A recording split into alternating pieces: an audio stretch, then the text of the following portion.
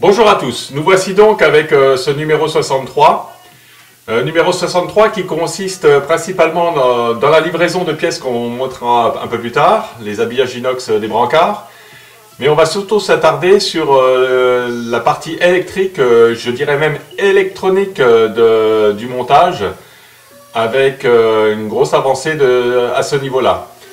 C'est un domaine que je ne maîtrise pas beaucoup, l'électricité, donc on va voir. J'espère que les explications d'Altaïa seront suffisantes pour me sortir de ce pas-là. On aura un embryon de réponse à la fin de cette vidéo. Donc le livrable, c'est les fameuses baguettes habillage inox, pardon. Pour l'instant je les laisse sous blister, à voir dans un prochain montage.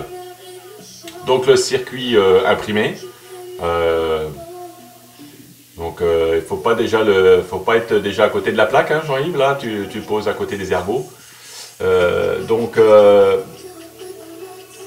J'ai pas de remarques particulières à faire là-dessus, sinon que le montage sur les vis, en fait on visse sur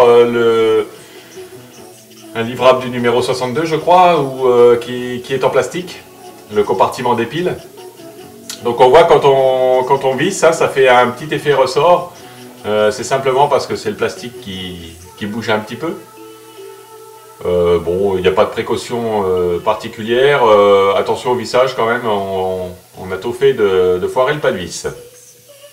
Alors déjà, une première remarque, je ne comprends pas pourquoi cette pièce-là a été rajoutée.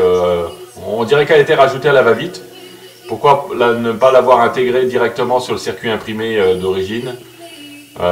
Déjà là, au niveau du montage, ça fait un peu bizarre quoi, de rajouter cette pièce-là comme ça. Bon, soit. Mais quand on regarde ça un peu de l'extérieur, on se dit mais tiens, mais à mon avis ils ont oublié un truc quoi. Donc là, on commence par une connexion.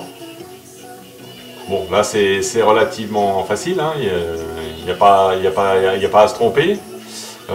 Pour l'instant, je suis vraiment les indications d'Altaïa par rapport à la brochure. Hein. 60D sur 60D, ça va, fil rouge sur borne rouge. Très bien.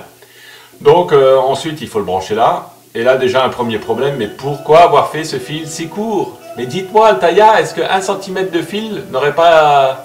Enfin, ça vous aurait pas non plus ruiné, quoi. C'est incroyable. Donc, ça force. C'est limite de... Enfin, je comprends pas. 1 cm de bout de fil, là, franchement, c'est le genre de détail qui m'énerve parfois parce que c'est des économies de goût de chandelle, ou alors c'est pire, c'est la chose mal étudiée. Donc là, ça fait encore plus peur. Hein.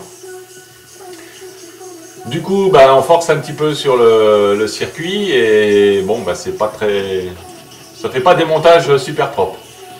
Et là, pareil, hein, c'est l'alimentation du boîtier de pile. Quand on connaît la qualité des soudures, on se dit mais là je vais claquer quelque chose, hein, forcément. Hein. Et puis on n'a pas tous forcément le matériel électrique ou électronique adapté à refaire des cosses. C'est quand même une maquette qui est censée être montable par tous, quoi. Et si on a la moindre casse, bon, j'ai eu de la chance, j'ai pas eu de casse. Mais si on a la moindre casse, comment fait-on? Les fils sont vraiment trop courts à ce niveau-là. Donc là, je ne suis pas content. Et d'autant plus qu'on va voir dans la suite, il y a d'autres misères. Donc là, vous voyez, le fil, il est hyper tendu, encore une fois. Donc c'est quand même des choses qui auraient été facilement évitables, quoi. Je sais pas, il y a bien eu un montage à blanc avant. Ça n'a pas de sens. Ça n'a pas de sens, d'autant plus que dans la suite, on nous fait rallonger des câbles qui, vous allez voir, finalement, n'auraient pas eu besoin d'être allongés. Donc d'un côté, on a des fils trop courts, et d'autre côté, on nous fait rallonger des câbles qui sont déjà suffisamment longs. Une aberration. Si on rajoute à cette aberration que sur certains rallonges, en fait, on nous fait monter du 38C, et puis sur le connecteur, ça ne sera pas du 38C. Franchement, là, je trouve que c'est vraiment un numéro là où on voit qu'Altaïa n'est pas toujours en mesure de respecter les promesses qu'il nous fait.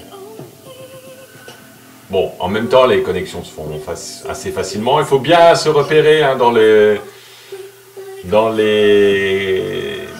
contacteurs droite et gauche de chaque roue droite, enfin de la roue droite et de la roue gauche. Mais bon, on y arrive, hein, on y a méticuleusement, pardon. C'est tout à fait réalisable.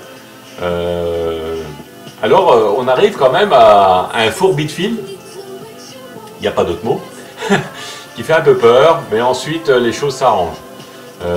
Donc là, ensuite, les couleurs sont, les fils de couleurs sont branchés sur la partie supérieure de la connexion, du pupitre de connexion, et les fils noirs sur la partie basse. Donc ça, c'est expliqué dans le fascicule, et ma foi, il n'y a pas de problème. Donc là, attention, le 38G sur le circuit imprimé correspond au 38C du prolongateur. Là aussi, c'est complexifier le montage inutilement. Hein. On a l'impression que ça a été fait avec des bouts de pris de là, de droite et de gauche, du bric et de broc. Alors quand même que c'est une parution qui a son coût. Hein, et je trouve que là, franchement, c'est encore une fois un peu limite, hein, comme je l'ai dit pour la direction ou pour les trains avant. Il y a des bonnes choses, mais là, il y a des choses quand même on pousse un peu le bouchon un peu loin.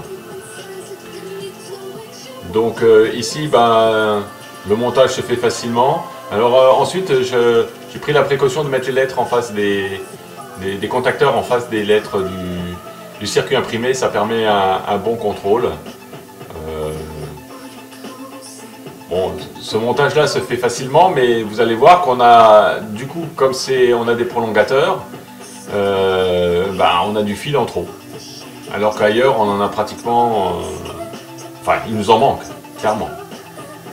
Donc un petit rappel du montage, hein, IJCH qui correspondent à IJGH, et de l'autre côté, IJCH aussi, et qui correspondent aussi pour le C au G. Donc ensuite, on va mettre un peu d'ordre dans tous ces fils. Donc là, c'est le montage des brides, qui n'est pas très bien expliqué non plus. Là, on nous explique qu'on a des brides de plusieurs types. Moi, j'en ai trouvé, enfin, celles qui me restaient du montage précédent, elles sont toutes du même modèle. Donc, j'ai pas trop saisi. Bon, il y a une vis différente, hein, puisque là, on est dans du métal, et puis la vis prochaine, ça sera dans du plastique. Donc, la référence de la vis n'est pas la même. Au final, on arrive à faire quand même un petit ménage dans tous ces fils et avoir quelque chose d'un peu plus correct, enfin du moins à la vue, hein, avoir ce fourbi de fil. Bon, après, je comprends qu'il faille des fils, hein, mais bon, j'ai quand même été étonné de ce montage-là. Hein. Donc voilà, une partie rangée, une partie qui ne l'est pas encore. J'espère que tout ça va fonctionner parce que en fait la crainte c'est que finalement les connectiques étant relativement basiques, alors là aussi hein, sur ce montage là, quand on voit les photos du fascicule, les montages, les fils restants pour les moteurs droite et gauche des suspensions avant sont beaucoup plus longs hein, et là moi j'arrive, j'ai quasiment plus grand chose. J'espère qu'au niveau montage, pour le coup, là, il y aura un prolongateur, hein, parce que sinon, ça ne va pas être possible. Enfin, on verra ça dans la suite. Donc le plus, c'est qu'on approche des tests des moteurs. Les moins, connectiques peu fiables, fils trop courts et rallonges inutiles. Et un montage très complexe. Ah, ciao!